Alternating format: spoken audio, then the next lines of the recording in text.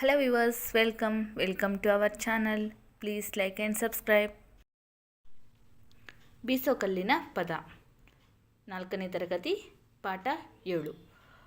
ನಾವು ಈ ಒಂದು ವಿಡಿಯೋದಲ್ಲಿ ಈ ಒಂದು ಪದ್ಯದಲ್ಲಿ ಬರುವಂತಹ ಪ್ರಶ್ನೆ ಮತ್ತು ಉತ್ತರಗಳನ್ನು ತಿಳ್ಕೊಳ್ಳೋಣ. ಓಕೆ, ಈ ಒಂದು ಪದ್ಯದ ವಿಡಿಯೋವನ್ನು ಸಹ ನಾವು ಚಾನಲಲ್ಲಿ ಆಲ್ರೆಡಿ ಅಪ್ಲೋಡ್ ಮಾಡಿದ್ದೀವಿ. ನೀವು ಸಹ ಅದನ್ನು ನೋಡ್ಬೋದು. ಓಕೆ, ಇದೊಂದು ಜನಪದ ಆಗಿದೆ. ಮೊದಲನೇದಾಗಿ ನಾವು ಈ ಪದ್ಯದಲ್ಲಿ ಬರುವಂಥ ಪದಗಳ ಅರ್ಥಗಳನ್ನು ನಾವು ತಿಳ್ಕೊಳ್ತಾ ಹೋಗೋಣ. ಓಕೆನಾ? ಮೊದಲೇ ಪದ ಪಲ್ಲಕ್ಕಿ, ಇದರ ಅರ್ಥ ಮೇನೆ ಡೋಳಿ. ಎರಡನೇ ಪದ ಉದುರು, ಇದರ ಅರ್ಥ ಕೆಳಗೆ ಬೀಳು. ಮೂರನೇ ಪದ ಕುಕ್ಕೆ, ಇದರ ಅರ್ಥ ಬಿದಿರಿನ ಬುಟ್ಟಿ. ನಾವೀಗ ಅಭ್ಯಾಸವನ್ನು ತಿಳ್ಕೊಳ್ಳೋಣ. ಅಭ್ಯಾಸ: ಒಂದೊಂದು ವಾಕ್ಯದಲ್ಲಿ ಉತ್ತರ ಬರೆ. ಮೊದಲೇ ಪ್ರಶ್ನೆ, ರಾಗಿ ಹೇಗೆ ಉದುರುತ್ತದೆ? ಉತ್ತರ: ರಾಗಿಯು ಜಲ್ಲು ಜಲ್ಲನೆ ಉದುರುತ್ತದೆ. ಎರಡನೇ ಪ್ರಶ್ನೆ, ಬೀಸುವ ಕಲ್ಲಿನ ಹಿಡಿಗೂಟ ಹಿಡಿದು ಯಾರನ್ನು ನೆನೆಯುತ್ತಾರೆ? ಉತ್ತರ: ಬೀಸುವ ಕಲ್ಲಿನ ಹಿಡಿಗೂಟ ಹಿಡಿದು ತಂದೆ ತಾಯಿಗಳ ನೆನೆಯುತ್ತಾರೆ. ಮೂರನೇ ಪ್ರಶ್ನೆ, ಸರಸ್ವತಿಗೆ ಸಿಟ್ಟು ಬಂತು ಏಕೆ?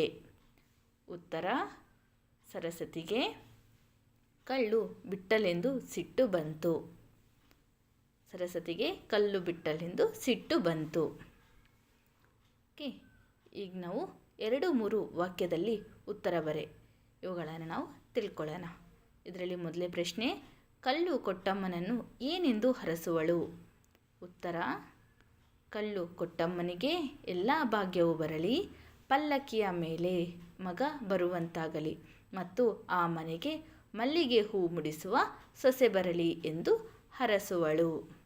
ಎರಡನೇ ಪ್ರಶ್ನೆ, ಸಿಟ್ಟುಗೊಂಡ ಸರಸ್ವತಿಯನ್ನು ಸಮಾಧಾನ ಮಾಡಿದ ಬಗೆ ಹೇಗೆ? ಉತ್ತರ: ಸಿಟ್ಟುಗೊಂಡ ಸರಸ್ವತಿಯನ್ನು ಬಿದಿರಿನ ಬುಟ್ಟಿ ಅಂದರೆ ಕೊಕ್ಕೆಯಲ್ಲಿ ರಾಗಿ ಬೆಳೆಯಲಿ ಮತ್ತೆ ರಾತ್ರಿಯಲ್ಲಿ ತೆಗೆದುಕೊಂಡು ಬರುತ್ತೇನೆಂದು ಸಮಾಧಾನ ಮಾಡಿದಳು.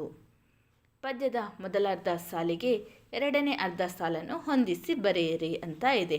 ಓಕೆ, ನಾವು ಇವೆಲ್ಲ ಫಸ್ಟು ಯಾವ್ಯಾವ ಪದಗಳಿದೆ ಅಂತ ನಾವು ತಿಳ್ಕೊಂಬಿಡೋಣ. ಓಕೆನಾ? ಮೊದಲನೇದಾಗಿ ಬೆಳ್ಳದಾರುತಿಯ. ಎರಡನೇ ಪದ ಮತ್ತೆ ರಾತ್ರಿಗೆ. ಮೂರನೇ ಪದ ರಾಗಿಯು ಮುಗಿದವು. ನಾಲ್ಕನೇ ಪದ ಅಂದುಳ್ಳ ಅಡಿಗಲ್ಲು. ಈಗ ನಾವು ಇದಕ್ಕೆ ಉತ್ತರದ ಪದಗಳನ್ನು ಸಹ ನಾವು ತಿಳ್ಕೊಳ್ಳೋಣ. ಓಕೆನಾ? ಮೊದಲನೇದಾಗಿ ಬೆಳ್ಳದಾರುತಿಯ. ಇದರ ಉತ್ತರ ಬೆಳಗ್ಗೇನು. ಎರಡನೇ ಪದ ಮತ್ತೆ ರಾತ್ರಿಗೆ. ಇದರ ಉತ್ತರ ಬರುತ್ತೀನಿ. ಮೂರನೇ ಪದ ಮಲ್ಲಿಗೆ ಮುಡಿಯೋ. ಉತ್ತರ ಸೊಸೆ ಬರಲಿ. ನಾಲ್ಕನೆಯ ಒಂದು ಪದ ಅಂದುಳ್ಳ ಅಡಿಗಲ್ಲು. ಉತ್ತರ ಚಂದುಳ್ಳ ಮೇಗಲ್ಲು. ಮಾದರಿಯಂತೆ ಕೊಟ್ಟಿರುವ ಪದಗಳಿಗೆ ಭಿನ್ನ ಅರ್ಥದಲ್ಲಿ ಸ್ವಂತ ವಾಕ್ಯದಲ್ಲಿ ಬರೆಯಿರಿ. ಮಾದರಿ: ಅತ್ತೆ. ನಾನು ಕಾಲಿಗೆ ಮುಳ್ಳು ಚುಚ್ಚಿದಾಗ ಅತ್ತೆನು. ಅತ್ತೆ ಇದೊಂದು ಮತ್ತೊಂದು ವಿಧದಲ್ಲಿ ಸ್ವಂತ ವಾಕ್ಯ. ನಮ್ಮ ಅತ್ತೆ ನನಗೆ ಹೊಸ ಬಟ್ಟೆ ತಂದರು. ಎರಡನೇ ಪ್ರಶ್ನೆ ಇವಾಗ ನೋಡೋಣವಾ? ಈಗ ಇದು ಮಾದರಿಯಾಗಿದೆ. ಪ್ರಶ್ನೆಗಳಿಗೆ ನಾವು ಉತ್ತರ ಮಾಡ್ಕೊಳ್ತಾ ಹೋಗೋಣ.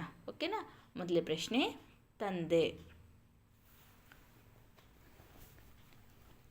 ನಾನು ನನ್ನ ತಂದೆ ಜೊತೆಯಾಗಿ ಊರಿಗೆ ಹೋಗಿ ಬಂದೆವು.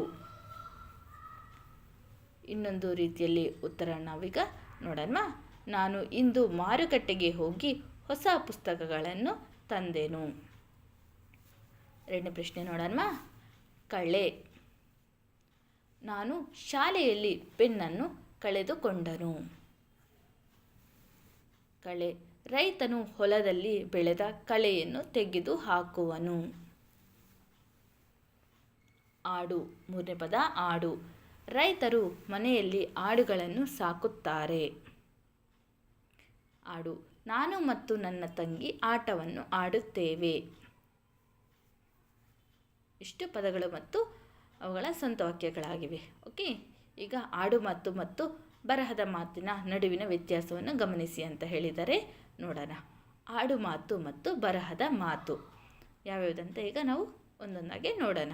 ಓಕೆ, ಮೊದಲನೇದಾಗಿ ಬರ್ತಾನೆ. ಉತ್ತರ ಬರುತ್ತಾನೆ. ಇಲ್ಲ, ಇದು ಇಲ್ಲ. ಅರಕೆ, ಹರಕೆ. ಹತ್ತಿರ, ಹತ್ತಿರ. ಕರೆಯೋಲೆ, ಕರೆಯೋಳೆ. ಅಕ್ಷರ ಬಳಸಿ ಪದ ಬರೆಯಿರಿ ಅಂತ ಇದೆ. ಇಲ್ಲಿ ಕ ಅಂತ ಅಕ್ಷರ, ಕ ಮತ್ತು ಕೆಲವು ಅಕ್ಷರಗಳನ್ನು ಅವರು ಕೊಟ್ಟಿದ್ದಾರೆ. ಅವುಗಳನ್ನು ನಾವು ಸೇರಿಸಿ ಪದಗಳನ್ನು ನಾವು ಮಾಡಬೇಕಾಗುತ್ತೆ. ಓಕೆನಾ? ಅವು ಏನಂತ ನಾವು ಈಗ ತಿಳ್ಕೊಳ್ತಾ ಹೋಗೋಣ. ಕ ಪ್ಲಸ್ ಸಿ ಕಸಿ. ಕ ಪ್ಲಸ್ ಹಿ ಕಹಿ. ಕ ಪ್ಲಸ್ ಸ ಕಸ. ಕ ಪ್ಲಸ್ ದ ಕದ. ಕ ಪ್ಲಸ್ ರೇ ಕರೆ, ಕರೆ. ಇದೇ ರೀತಿ ಇನ್ನೊಂದು ಅಕ್ಷರವನ್ನು ಕೊಟ್ಟಿದ್ದಾರೆ. ಅವು ಏನೇನಂತ ನಾವು ತಿಳ್ಕೊಳ್ಳೋಣ. ಓಕೆನಾ? ಮ ಮತ್ತು ಅಕ್ಷರಗಳು ನು, ಗಿ, ಟ, ಠ, ಢಿ ಅಂತ ಕೊಟ್ಟಿದ್ದಾರೆ. ಮ ಪ್ಲಸ್ ನು ಮಣ್ಣು. ಮ ಪ್ಲಸ್ ಗಿ ಮಗ್ಗಿ. ಮ ಪ್ಲಸ್ ಟ ಮಠ. ಮ ಪ್ಲಸ್ ಠ ಮಟ್ಟ. ಮ ಪ್ಲಸ್ ಡಿ ಮಡ್ಡಿ. ಇಷ್ಟು ಅಕ್ಷರಗಳು ಮತ್ತು ಪದಗಳಾಗಿವೆ. ಕೆಳಗಿನ ಆಡು ನುಡಿಗಳನ್ನು ಮಾದರಿ ಬರಹದ ಭಾಷೆಯಲ್ಲಿ ಬರೆಯಿರಿ ಅಂತ ಇದೆ. ನೋಡೋಣ ಏನೇನಿದೆ ಅಂತ. ಹೆಚ್ಚಾವು, ಹೆಚ್ಚಾದವು. ಇದು ಮಾದರಿಯಾಗಿದೆ. ಇದಕ್ಕೆ ನಾವು ಉತ್ತರವನ್ನು ನೋಡೋಣ ಈಗ. ಒದಗ್ಯಾವು, ಒದಗುವವು.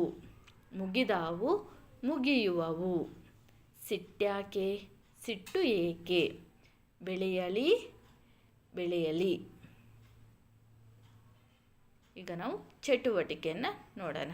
ಅದರಲ್ಲಿ ಒಗಟು ಬಿಡಿಸುವಂತ ಇದೆ. ಅದು ಏನಂತ ನಾವು ಇವಾಗ ನೋಡ್ತಾ ಹೋಗೋಣ. ಅವ್ವನ ಹಾಸಿಗೆ ಸುತ್ತೋಕ್ಕಾಗಲ್ಲ, ಅಪ್ಪನ ದುಡ್ಡು ಎಣಿಸೋಕ್ಕಾಗೋಲ್ಲ. ಇದರ ಉತ್ತರ ಆಕಾಶ ಚುಕ್ಕಿಗಳು. ಎರಡನೇ ಪ್ರಶ್ನೆ. ಕರಿಸೀರೆ ಉಟ್ಯಾಳ, ಕಾಲುಂಗುರ ಇಟ್ಯಾಳ, ಮೇಲೆ ಹೊಗತಾಳ, ಕೆಳಗೆ ಬರತಾಳ. ಇದರ ಉತ್ತರ ಒಣಕೆ. ಮೂರನೇ ಪ್ರಶ್ನೆ ನೋಡೋಣ. ಅಪ್ಪ ಎಂದರೆ ಮುಚ್ಚುತ್ತಾವ, ಅಮ್ಮ ಎಂದರೆ ತೆರಿತಾವ. ಇದರ ಅರ್ಥ, ಇದರ ಉತ್ತರ ತುಟಿಗಳು. ಇಷ್ಟು ಈ ಒಂದು ಪದ್ಯದಲ್ಲಿ ಬರುವಂಥ ಪ್ರಶ್ನೆ ಮತ್ತು ಉತ್ತರಗಳಾಗಿವೆ. ಓಕೆನಾ? ನಿಮಗೇನಾದರೂ ಈ ಒಂದು ವಿಡಿಯೋ ಇಷ್ಟ ಆಗಿದ್ದರೆ ಪ್ಲೀಸ್ ಲೈಕ್ ಆ್ಯಂಡ್ ಸಬ್ಸ್ಕ್ರೈಬ್ ಮಾಡಿ.